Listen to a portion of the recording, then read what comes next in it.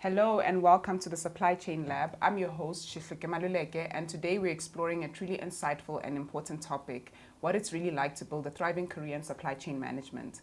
I'm thrilled to be joined by a remarkable guest, Xihluke Maluleke, who brings a wealth of experience and expertise in the field. In today's episode, we'll have an honest and candid discussion about the highs and lows and everything in between when it comes to working in supply chain management.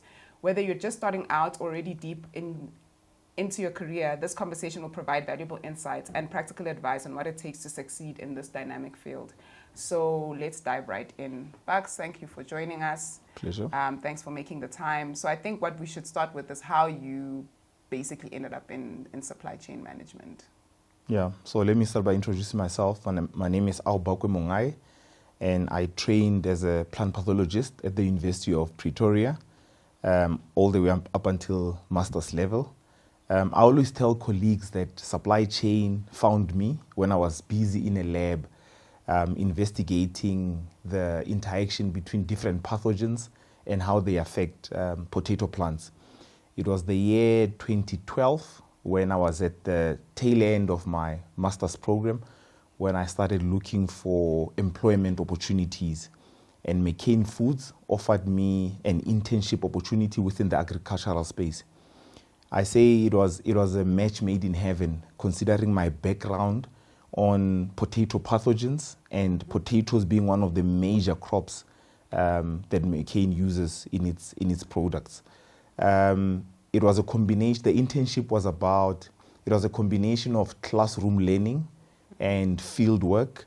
And as part of the field work, I was meant to shadow a procurement potato field officer as they do their rounds with farmers, managing the end-to-end supply chain.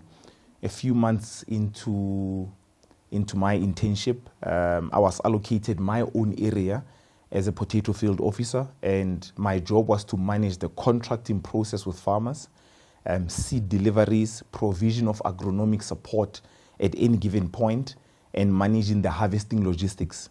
And also ensuring that during the period when the potatoes were growing, one is able to test for quality so that if there's any quality issues, we are able to communicate those risks to all the stakeholders concerned.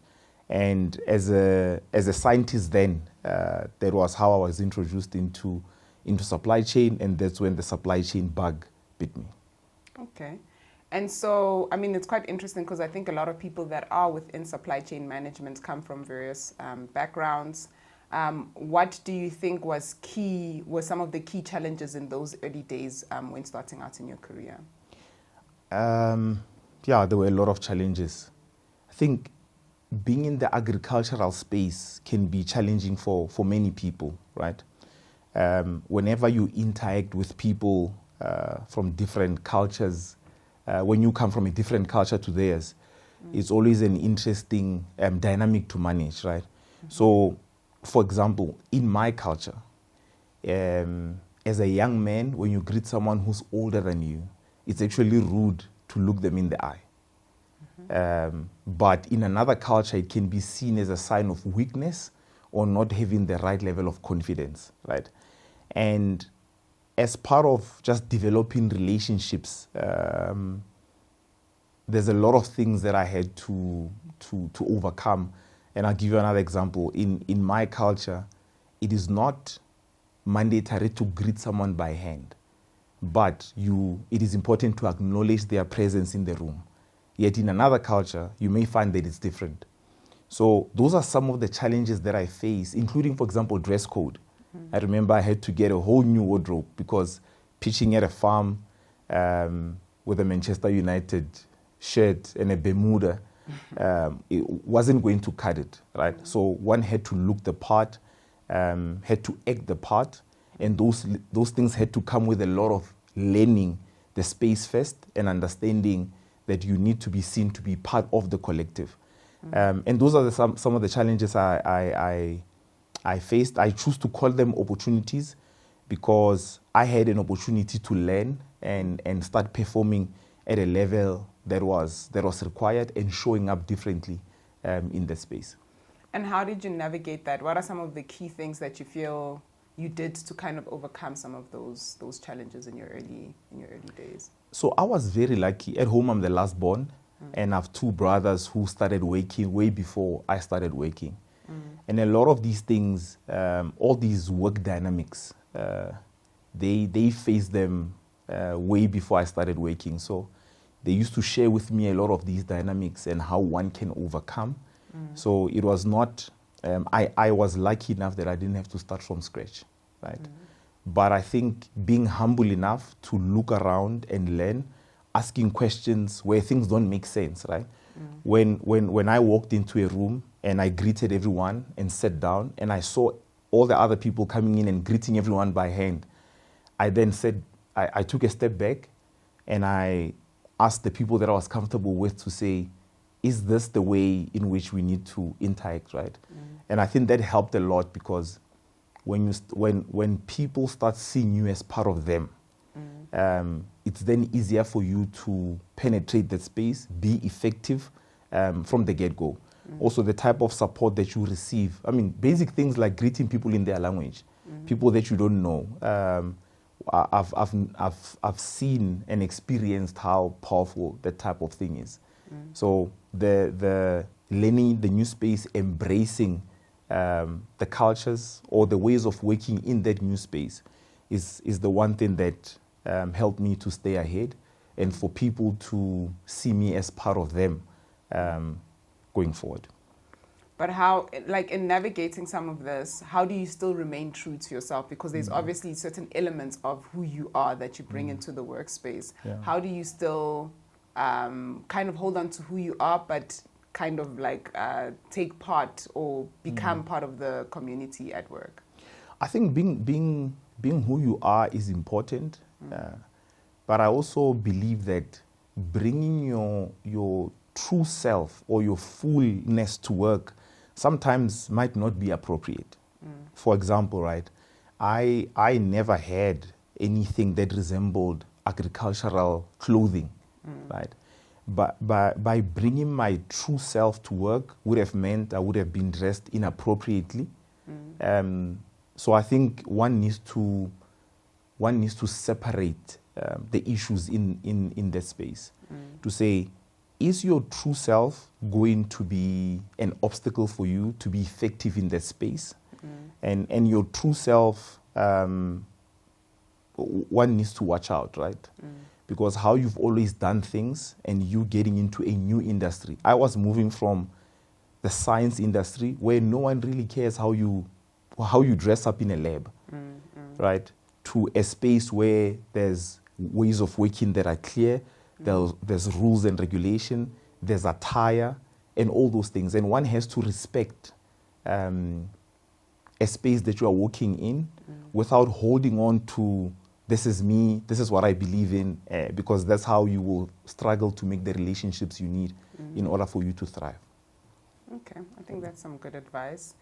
Let's just talk about growth and some of the challenges when it comes to progressing in your career.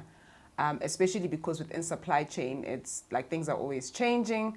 What are some of the biggest challenges you faced, and how did you find ways around them to ensure that you progressed within your career? Yeah. So I came from a pure science background, right, where we were doing a lot of interesting things in the lab. Moving from that to now being in the field was a completely new thing for me. And I'll give you an example, right? Using theories and what you've been taught in university, one can diagnose certain defects on potato plants using certain mechanisms. But there's also the practical side that I was lacking at that point that was not in any textbook. So I had a knowledge gap. That was the first challenge that I faced in that new environment. I noticed that the field workers were knowledgeable about potato plants and all the other plants that were growing on the farms that I serviced.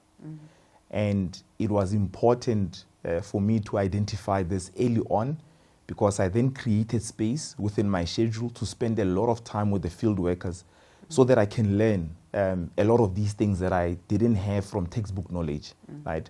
That made me much more efficient because I could then bring the theoretical knowledge and the practical knowledge for me in order to be able to move much faster. In that space, one had to provide agronomic support to the farmers, right? There's a lot of pathogens that come up from time to time that might be new in the area. And farmers may not necessarily know what's wrong with their potatoes because from one season to the next, they might be applying the same regime of pesticide application. And it was important for someone like me to come and say, this is what I've noticed, this is what I believe, it is, and this is how we can solve, right?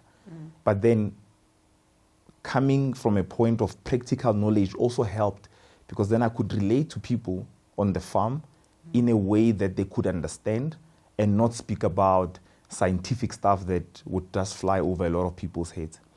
The other challenge that I faced in that space was just the corporate politics, right? For example, we had field reports that were due every Friday. My field reports were always in every Friday, right? I remember a colleague of mine once pulled me aside and said, but how do you do it, right? Because the big boss, whenever he scolds us, he always uses your name to say, but yours are always in on time. And he doesn't understand why other people are not able to perform at that level. And that, over time, gets to create some level of resentment amongst colleagues. And it's something that I had to manage on my side, also remaining true to myself and the level of excellence that I was bringing to the table. And I'd say, yeah, those are the two big gaps that I identified early on, managing stakeholders at any given point, being in a position where you are able to be relatable to others, irrespective of who you are talking to. Also just learning to simplify the message, because being relatable is very important. Being able to share a message that gets understood by everyone across the value chain is also an important skill that I lacked then, that I worked towards sharpening as I developed in my career. So I think one of the key things you highlighted was just managing relationships. Can you just maybe take us through how you feel you've managed relationships to kind of create the kind of career that you wanted? So I got to learn of a concept called the 3 R's, right? The 3 R's is results, specifically in supply chain. It applies in all the industries, but in supply chain it's very, very important. Results, relationships, and reputation, right? People always want to be associated with winners. So when you get into an industry like supply chain, driving results is something that we even take for granted, right? You have to deliver results that are tangible. And the other R stands for reputation. You have to be consistent with the level of excellence that you deliver, right? Because when you are consistent, people become comfortable having you around because they know that you today will be you tomorrow. And you will not flip-flop depending on the type of situation that you face, right?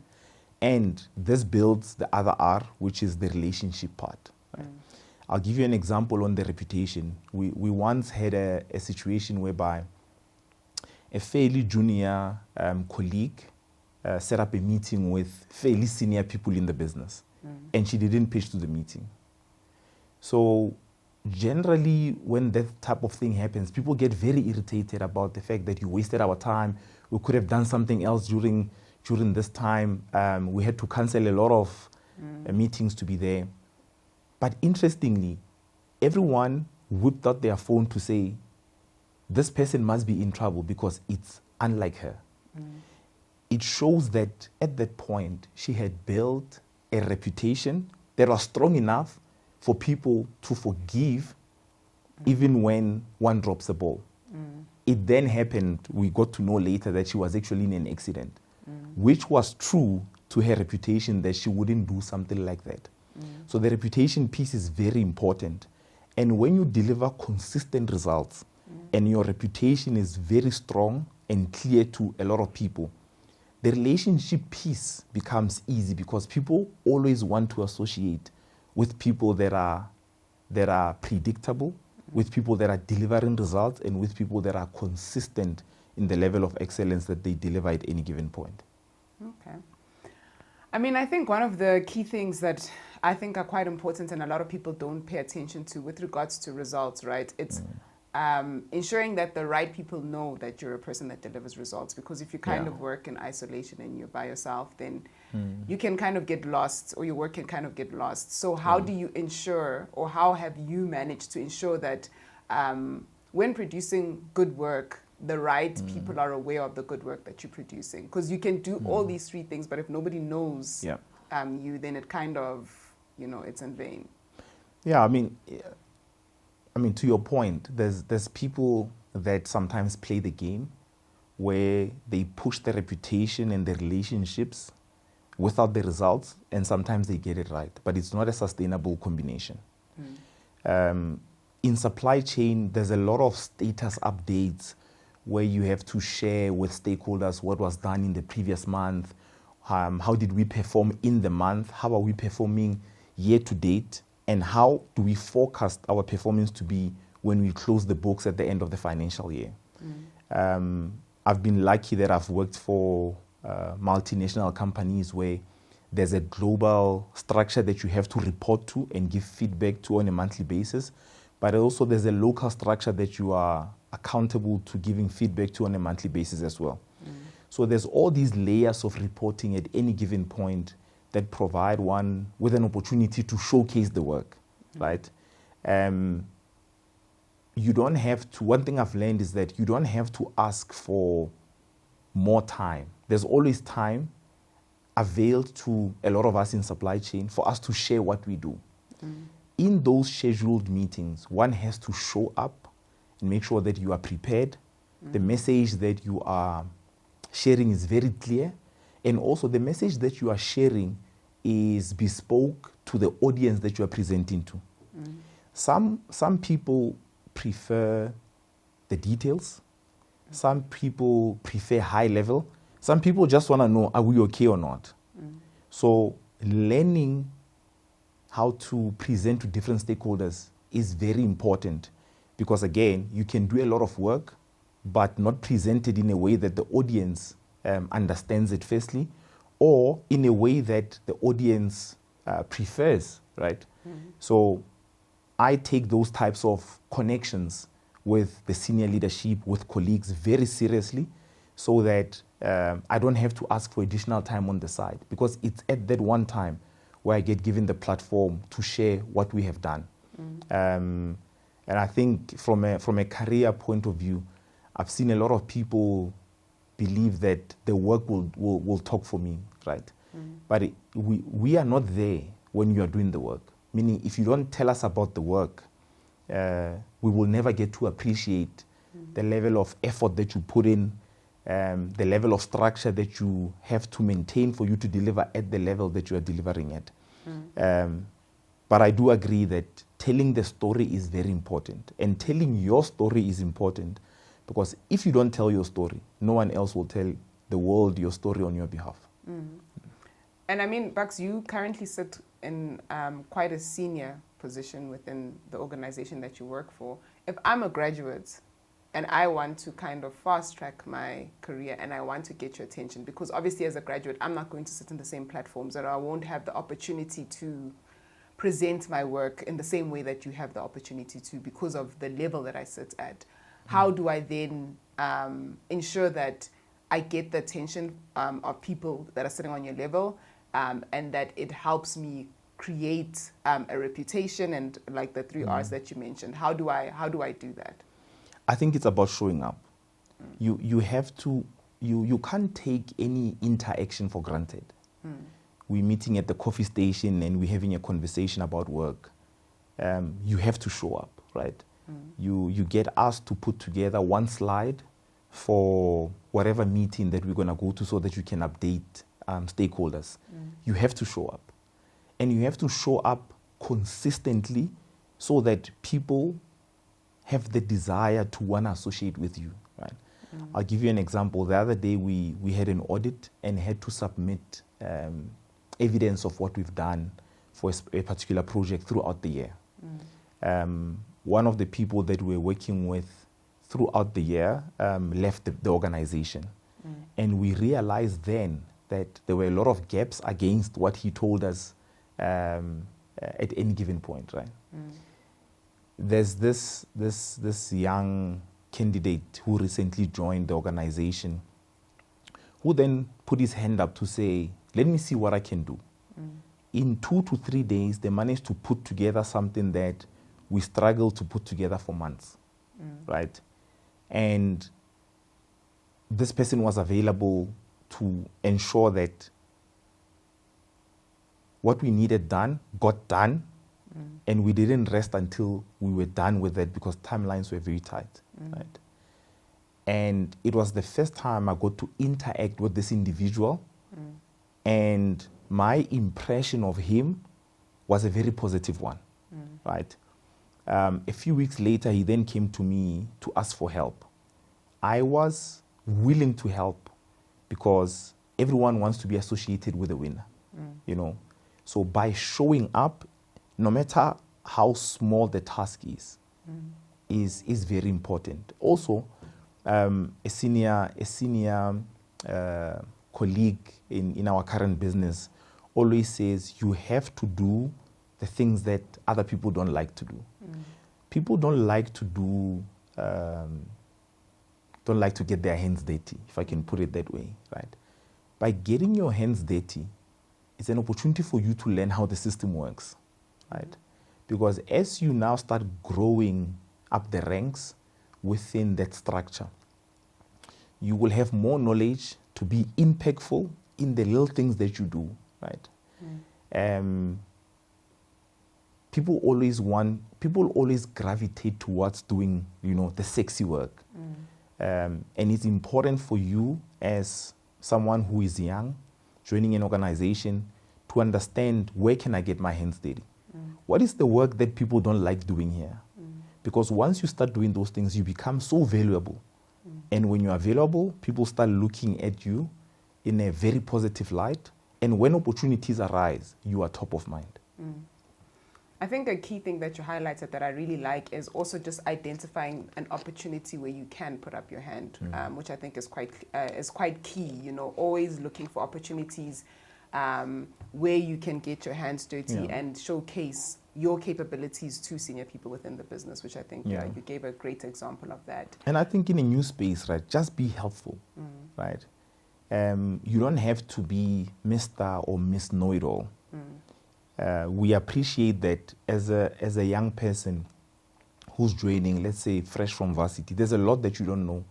You were hired based on the potential that's on your CV and how you presented yourself in the interview. So don't be scared to pull people aside and ask for help. In a lot of organizations that I've worked with, there's a lot of acronyms that get used. And as a person who's coming from outside the business, you can get lost in all these acronyms. Acting like you know when you don't know will count against you at some point, because you'll give people the impression that you understand what's going on when you don't. So put up your hand as well when you don't understand, and be vocal about what you don't know, so that people can also understand that you are hungry for information. Before you know it, people will start offering you information before you even ask for it, which is a powerful position to find yourself in any business. And then just back to yourself, how do you stay resilient when things don't go according to plan? Do you have any examples of a major hurdle that you had in your career and you basically had to come up with a way to overcome it? Yeah, major hurdles. Yeah,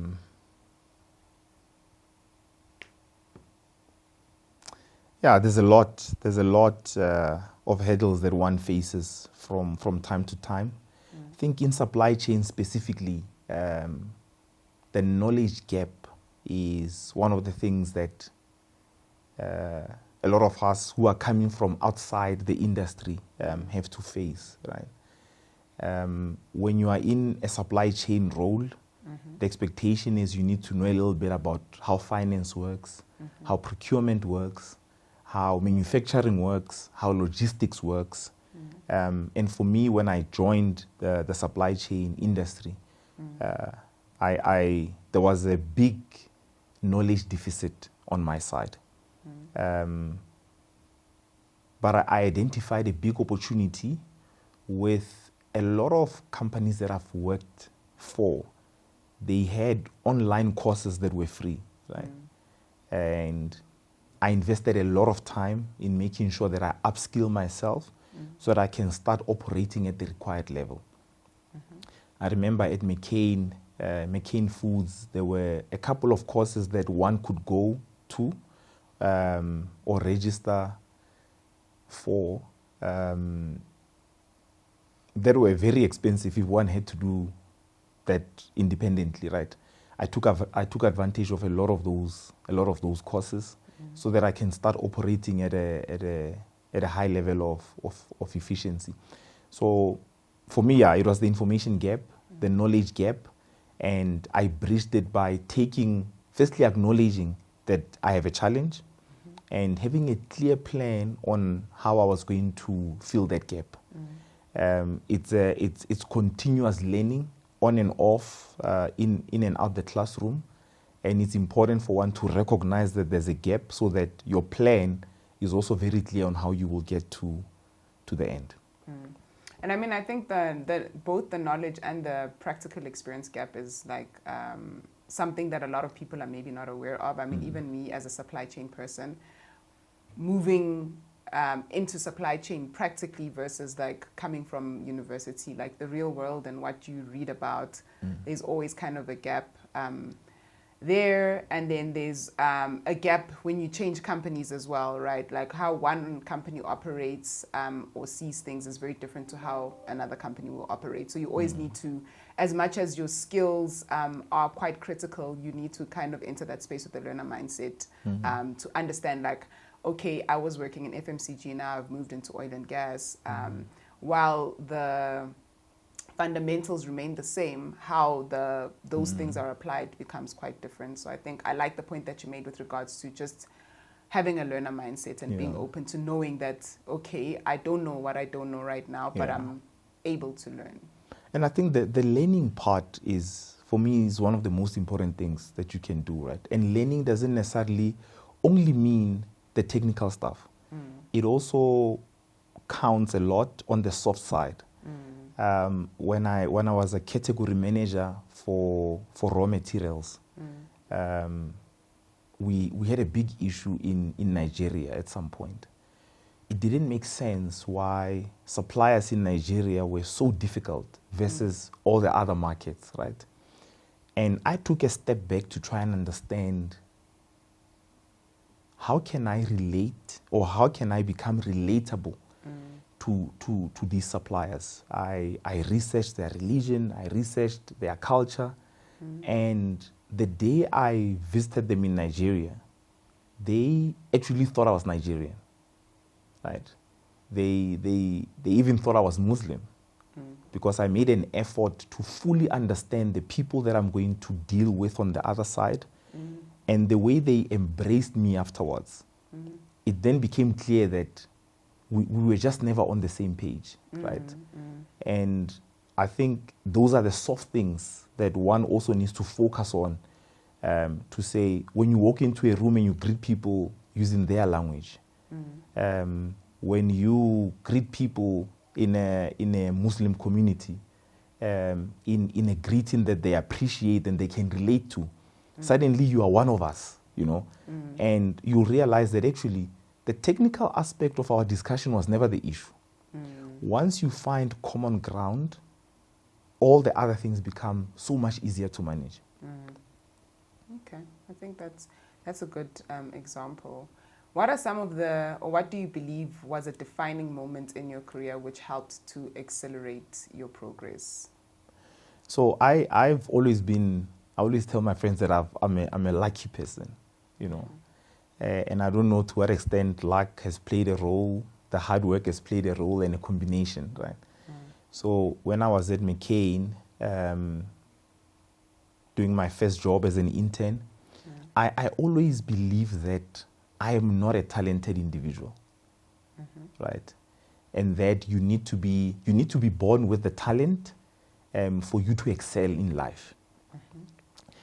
One day, the CEO of McCain, for whatever reason, invited me to come have coffee with him. So that time, I lived in Groblersdal, meaning I had to drive all the way to Bedfordview to go do this coffee thing. What did you do? Last I don't time I was know. invited by a CEO, it was because I did something extravagant. So No, what I don't did know. you Maybe, do? and that's what I'm saying, right? There's certain things that I cannot explain. I don't know why out of the 15, 20 people that were part of the internship program, he chose to invite me, right? Okay. And as part of the conversation that we're having, I expressed this view that for me, talent is important. And he differed with me on so many points. And he said, practice, deliberate practice, surpasses talent if the person who has the talent doesn't practice, right?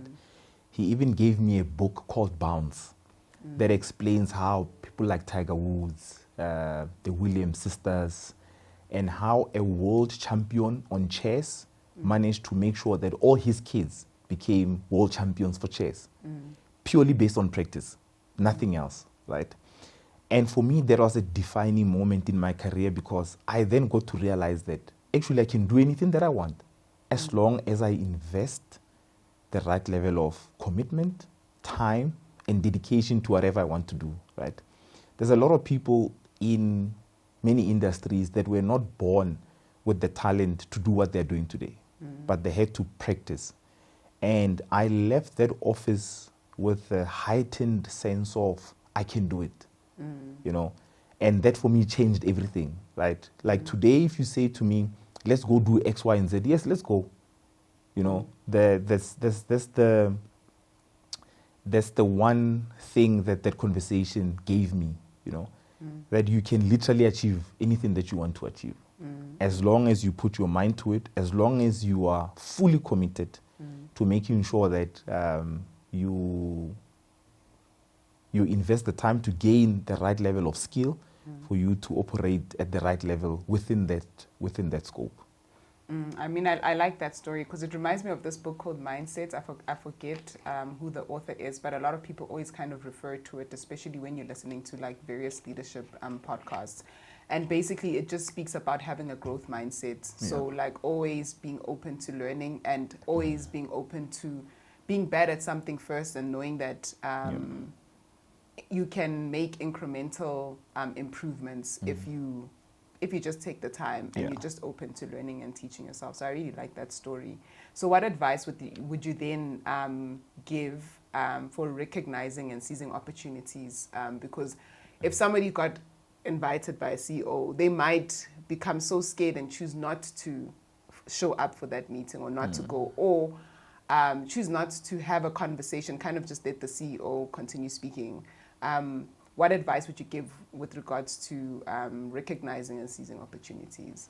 I think you need to be, there's a certain level of awareness that you need to have within the corporate space, within just the industry in general, just to know the different spaces in which certain things can be said and ways in which one needs to behave, right? If someone is inviting you to a meeting that doesn't have an agenda, it means you are going in there blind, meaning you are going in there unprepared. So you need to take charge of the conversations to say, you want to talk to me for 5 minutes, for 10 minutes, what do you want to talk about? Because you can't just pitch unprepared when the other party is prepared, because then you come across as very sloppy, right? that you need to, when you are uncomfortable about certain things, you need to voice your opinion and be heard. You need to be confident enough to share your views as well. You know, I've always been lucky to have very supportive managers, right? One of my managers once said to me in a meeting, try to talk first before the clever people talk, because when the conversation starts to get tricky and you are not the subject matter expert, it becomes tough for you to then participate and show that you are also present. But I'd say preparation is important. When the CEO invites you for coffee and you don't know what the agenda is, it means you are going in there without a plan, right? It needs to be clear. There needs to be a high level of clarity in your mind when you get into different interactions. What are we talking about? Why are we talking about that particular thing? And how can I contribute? Positive contribution is very important. When you attend a meeting and you say nothing for the duration of the meeting, you might as well could have stayed out of it, right? And always remember, there's this concept called the multiplier. You know, where as a leader, you are encouraged to firstly get a diverse team and also provide a psychologically safe environment for people to voice their opinions, so that you can tap into the different levels of intelligence and make sure that everyone's intelligence increases over time, right? You need to be able to contribute and be heard, so that you don't deprive people of the I don't remember the word. Opportunity to benefit from your insights. We all come from different backgrounds, and something that is very complicated to a lot of people can be very simple to you, you know. So seizing the opportunity is firstly recognizing your environment, who is here, so that you can make sure that you deliver your views at the right level. But also preparation is important, right? At any given point, those small discussions that you are having in the passages, whenever you get an opportunity, whenever people say introduce yourself, speak up, sit up straight, and make sure that people understand that you are confident, you are information hungry, knowledge hungry, ask questions, and just invest in your learning journey. You know, no one expects you to know everything from the get-go, but also remember the 3 R's at any given point. Whenever you get involved in a project, in an initiative, make sure that the results that you are producing are tangible, are clear, can be measured, and they contribute to the greater good, right? The relationships as well. By doing the stuff that people do not want to do, you get an opportunity to develop relationships that will later help you. For example, the SLA to create a PO, let's say, is 5 days. But supply chain is very dynamic and things are fast moving there, right? If I cannot use my relationships within the business to create a PO in 24 hours, I become inefficient in me being able to deliver on time and in full for the business. Not to say you need to break rules or you need to act out of policy, but certain things need to be done within certain time frames, and you need the relationships for you to be able to do certain things. That comes with having done certain things that expose you to different groups of people that ordinarily you wouldn't have interacted with. And then the reputation again is important. Being consistent, working on your reputation, so that even when people don't know you, they can hire you in their teams based on what others are saying about you. So being consistent is important, making sure you manage the relationships and the results that we take for granted, that everyone is delivering at the right level. Okay. So I like what you said about relationships. I'd like us to move into mentorship and networking. because they are the key things in propelling your career. And I guess also sponsorship. I also want to speak about sponsorship. How have you used this to kind of move your career forward? Yeah, I think mentorship is important, but I think mentorship is one of the concepts that's poorly understood. People, from what I've seen, right, believe that a mentor is someone who is very senior, who has a lot of experience, and how I should be managing the relationship is me taking a laundry list to them of my problems, them giving me solutions, and then walking away, right? For me, a mentor is someone who has done something or who knows something that you don't, and can provide the advice that you need on how to do things better. You don't have to fall into the same pitfalls, right? And therefore, with that definition, it has nothing to do with seniority, right? It can be someone that has been in the business for some time who can be a cultural mentor to you to say, how do we do things here, right? You also need to be clear. I was always clear when I was looking for mentors.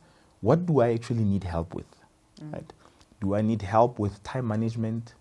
Do I need help with presentation skills? Do I need help with managing my reputation in the business?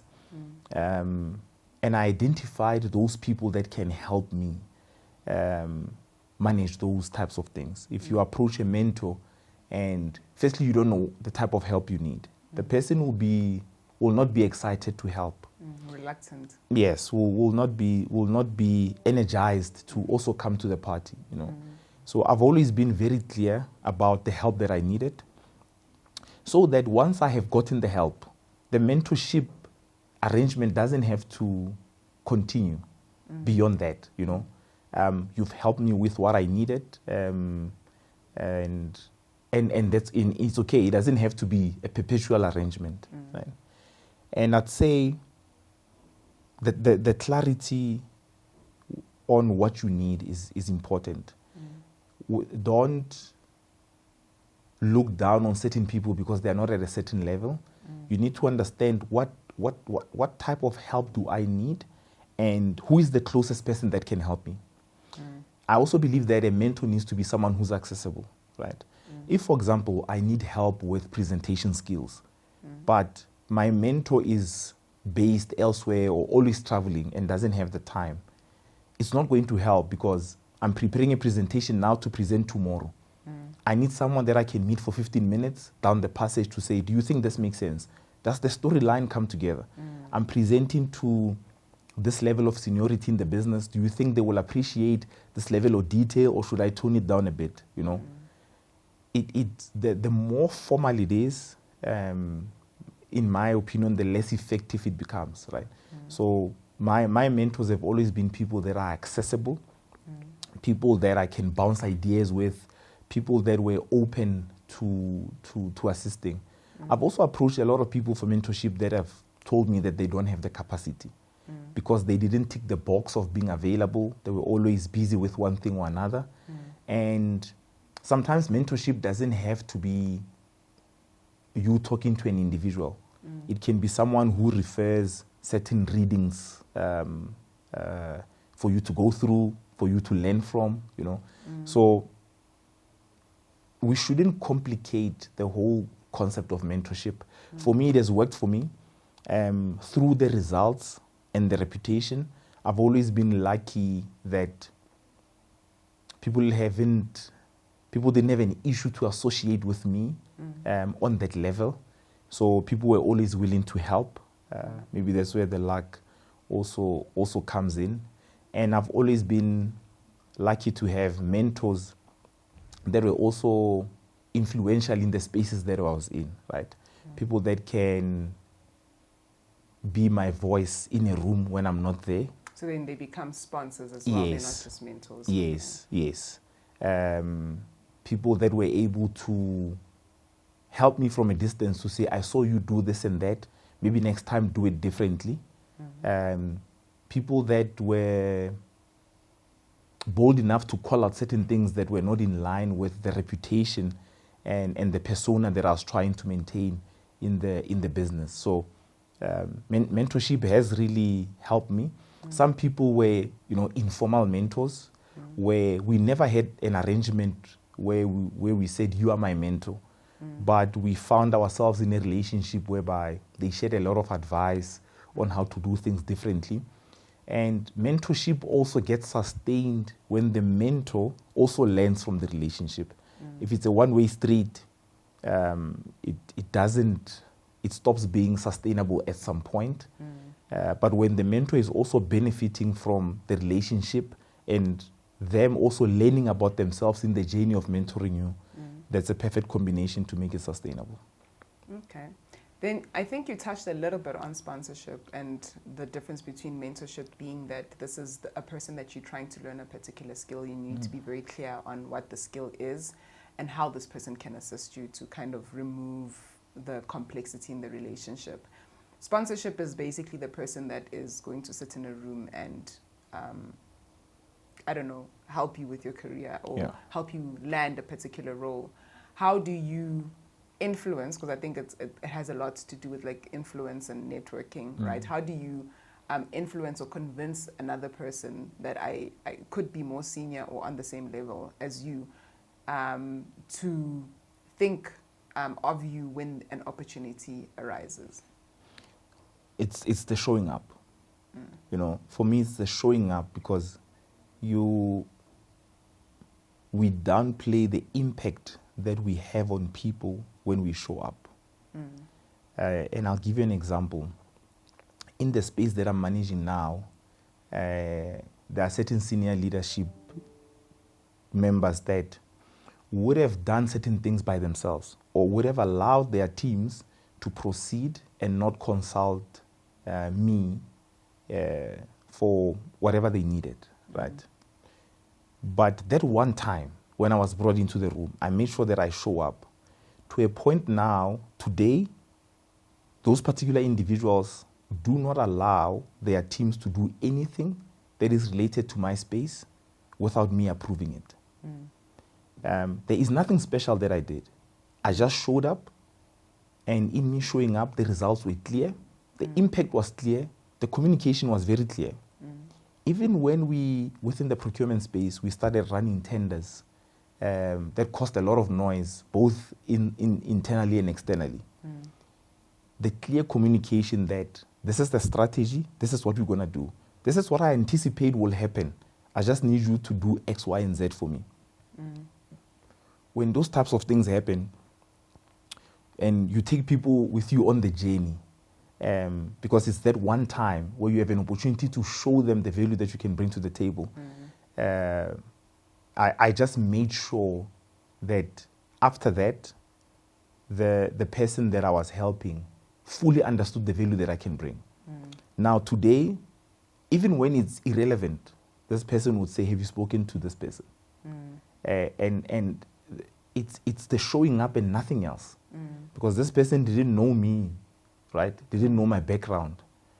But at that one time when I was given an opportunity to interact with them, they were clearly impressed with what I managed to do. And that helped a lot to hotspot the relationship to the next level, right?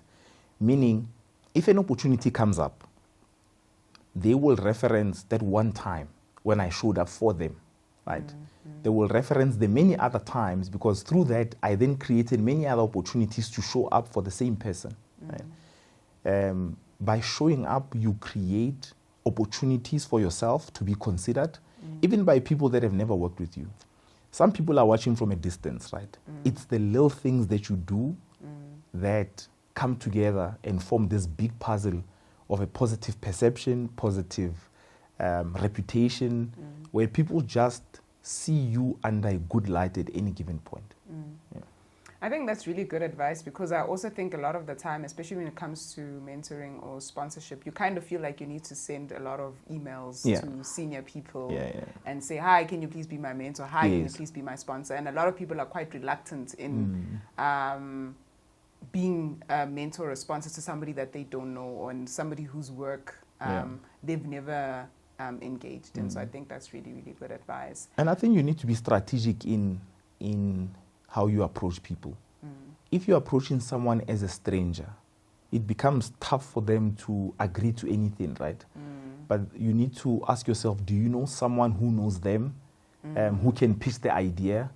Or is there an upcoming project that is going to involve their space where you can really go in and show up, so that asking for mentorship post that becomes an easy thing, right? But again, be clear on what you are actually asking for. Mentorship is very broad, and people don't want to get into arrangements where they're not really sure what they need to be supporting with, because mentorship requires capacity, it requires time, it requires a level of preparation, because you can't just rock up, right? So it's important to make sure that the person that you choose as a sponsor, the person that you choose as a mentor, are people that are available and equally interested to see you grow. But it really comes from, I mean, people want to associate with people who win. So it's important for you to also make sure that at any given point, you are operating at the right level. And I guess also, like you're saying, like just identify those opportunities where you can engage the person in a space where you're not asking them for a favor without you knowing them. I think that's a great point to make.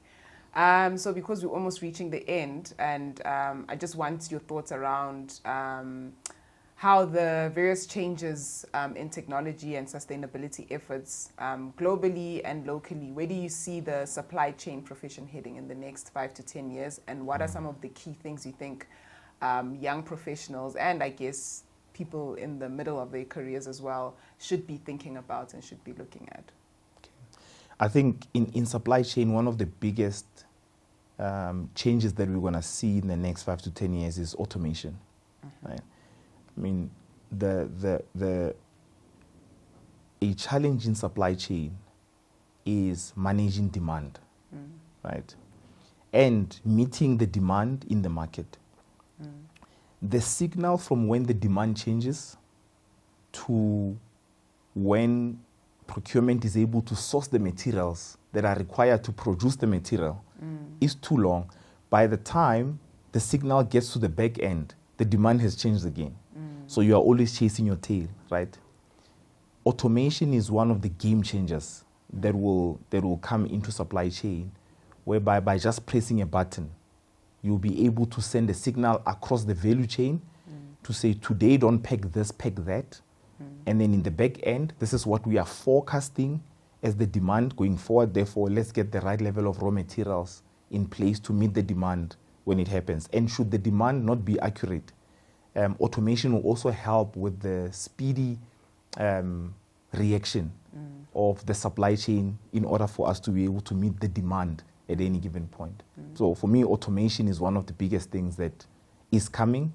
It will not necessarily take away jobs, but it will be an important element that will bring additional data points for us to help with the decision making. In supply chain, we make decisions from the time we wake up until we sleep, right? It will help to make us more efficient. It will help to make us more accurate in everything that we'll be doing. So you're saying people should kind of try and teach themselves how to engage technology. Yes. I know, I can't remember what I was watching, but they were saying even with the use of ChatGPT, the key thing or the important thing when using ChatGPT is knowing how to probe it so that it gives you the answers that you need. So just teaching yourself that skill of how do I ask this machine the right questions so that it can give me the right information. And it goes back to the discussion about upskilling yourself, making sure that you recognize the gap that you have today based on where the industry is going, and staying ahead of that, so that when the wave comes, you are able to harvest all the opportunities that come with that wave in the industry at any given point. Okay. And what's your top piece of advice, career advice, for anyone looking to build and advance their career in supply chain to reach the levels that you've reached? So I'd say you need to dream big, right? Dream big about what you would like to do today, tomorrow, in the future, and have a clear plan on how you're going to get there. With all the small opportunities that you are given, show up at any given point, irrespective of who's watching, even when people are not watching, you have to show up. And then every day when you wake up, you have to do something about it. Because if you are dreaming big and have all these big dreams that you are doing nothing about, it's just a wish. Doing something about it is important. If you identify a knowledge gap, if you're not doing some form of a course or another, or you're not sitting down with someone who's teaching you a new skill, nothing is going to change. If you can see that there's a technology wave coming and you're doing nothing about it, nothing is going to change. If you know that you've got a knowledge gap in manufacturing, in procurement, in logistics, and you are doing nothing about it, nothing is going to change. That's what I would, that's my advice. Dream very big, but do something about it every single day when you wake up. Okay, that's great advice. Thank you so much for your time, Pax. I really appreciate you coming to join us, and hopefully you'll come join us again soon and give us more career advice. It's a pleasure. Okay. Thank you for inviting me.